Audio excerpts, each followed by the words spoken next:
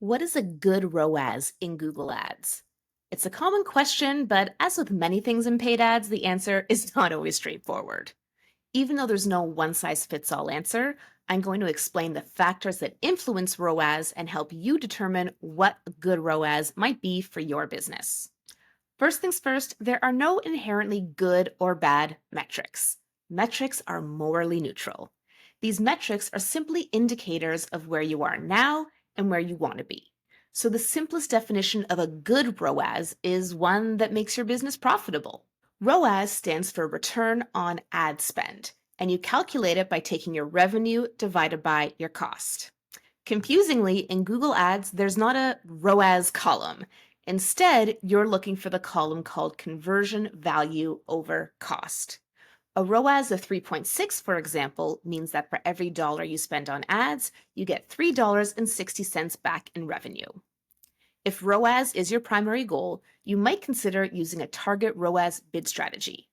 This tells Google to prioritize achieving your desired ROAS rather than solely focusing on cost per click or cost per view or a certain amount of reach.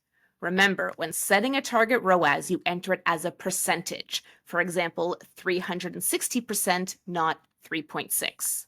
However, when you look at your conversion value divided by cost column, it will be displayed as a decimal, 3.6, not 360%.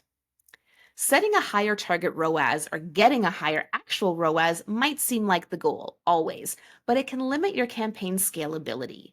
A high ROAS often means you're only reaching a smaller audience that's already familiar with your brand.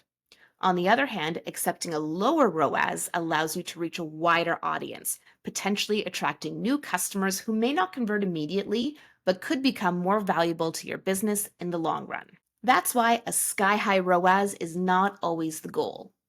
Consider the example of a large retailer I worked with when I was at Google. Their branded search campaign boasted a 34 times ROAS.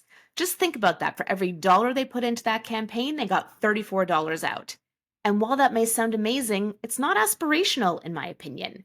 This ROAS indicated they were only reaching customers already searching for their brand and ready to buy. It wasn't growing their business in any way. So, what is a good ROAS? If you're looking for a starting point, a ROAS of 2 to 3 times is generally considered good and achievable. However, the ideal ROAS for your business depends on a lot of factors, including your profit margins and the lifetime value of a customer.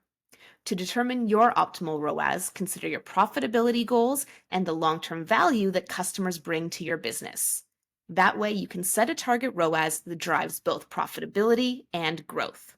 To learn more about target ROAS and setting the right goals for your Google Ads account, check out my course, Inside Google Ads, at learn.jill.ca. That's learn.jyll.ca.